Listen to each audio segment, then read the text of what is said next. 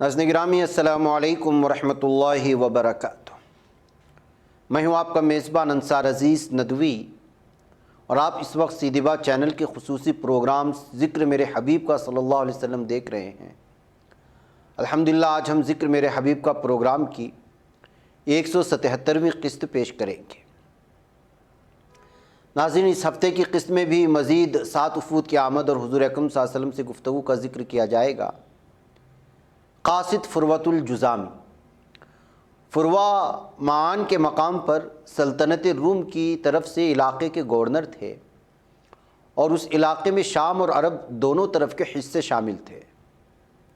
ان تک دعوت پہنچی تو اپنے عہدے و جاہ کو خطرے میں ڈال کر داخل اسلام ہوئے۔ قاصد کے ذریعے اپنے اسلام کی اطلاع بھی حضور اکرم صلی اللہ علیہ وسلم کو دی اور ایک سفید خچر بطور ہدیہ روانہ فرمایا۔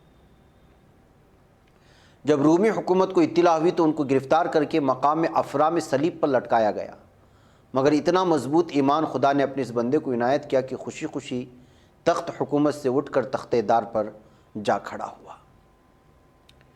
اس کے علاوہ وفد تجیب، یہ وہی قبیلہ ہے جس کا ایک بدبخت فرد کنانہ بن بصر حضرت عثمان رضی اللہ تعالیٰ عنہ کا قاتل ہوا۔ ملتے جلتے نام کا دوسرا قبیلہ تحجوب ہے جس کا تعلق حمیر کے خاندان سے ہے، اور حضرت علی رضی اللہ تعالیٰ عنہ کا قاتل ابن ملہم اسی دوسرے قبیلے سے تھا۔ کتابوں میں ان ناموں کا التباس پایا جاتا ہے۔ یہ یمن کے خاندان کندہ کے ایک ذیلی وفد تھا۔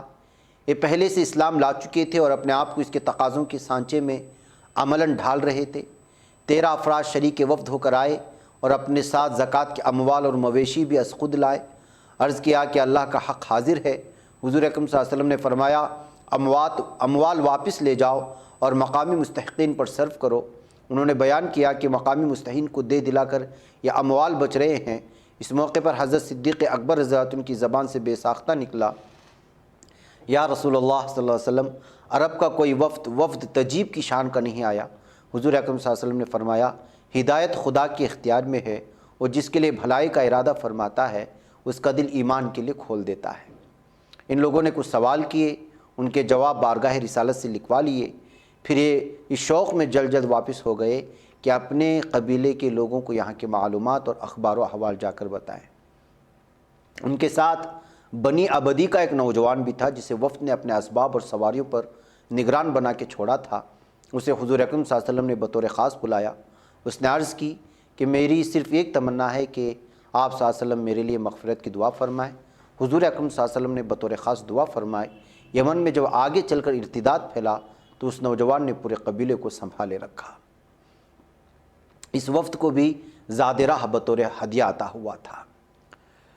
اور ایک قبیلہ ہے وفد بنی سعد حزیم، خزاعہ بھی کہا جاتا ہے اس کو۔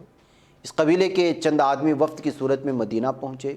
ان میں بعض افراد اخلاص اور شعور سے مسلمان ہوئے تھے اور بعض سیاسی حالات کی وجہ سے تابع ہوئے۔ بہرحال انہوں نے دست نبوت پر بیعت کی۔ حضور اکرم صلی اللہ علیہ وسلم کے حکم سے حضرت بلال رضی اللہ تعالیٰ عنہ نے چاندی کی صورت میں زاد راہ دیا۔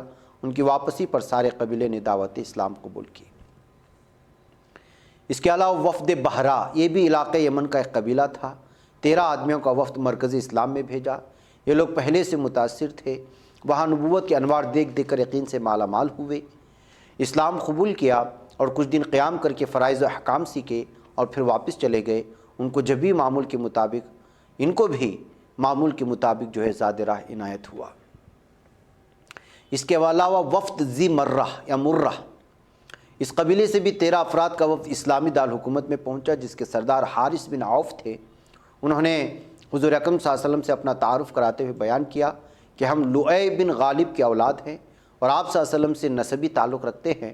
حضور اکرم صلی اللہ علیہ وسلم نے ان کے علاقے کا حال پوچھا تو انہوں نے قحط سالی کا خوفناک نقشہ کھینچ کر دعا کی درخواست کی۔ واپس پہنچنے پر معلوم ہوا کہ عین دعائے رسول صلی اللہ علیہ وسلم ہی کے دن بارش ہوئی اور زمین سرسبز و شاداب ہو گئی۔ نظام اسلامی کا علم حاصل کرنے کے لیے یہ وفد بھی علم حاصل کرنے کے لیے وفد بھی چند روز مقیم رہ کر رخصت ہوا اور زاد راہ سے بھی نوازا گیا۔ اس کے علاوہ وفد خولان، 10 آدمیوں کا یہ وفد ایمان سے مالا مال ہو کر بڑے مخلصانہ جذبات کے ساتھ بارگاہ نبوت میں پہنچا۔ یہ لوگ جاہلیت میں انس نامی بت کو پوجا کرتے تھے۔ یا ام انس دونوں پڑھا جا سکتا ہے۔ انہوں نے بتایا کہ اب صرف محمد نسل کے کچھ لوگ اس سے عقیدت رکھتے ہیں، لیکن ہم واپس جا کر اس بت کا خاتمہ کر دیں گے۔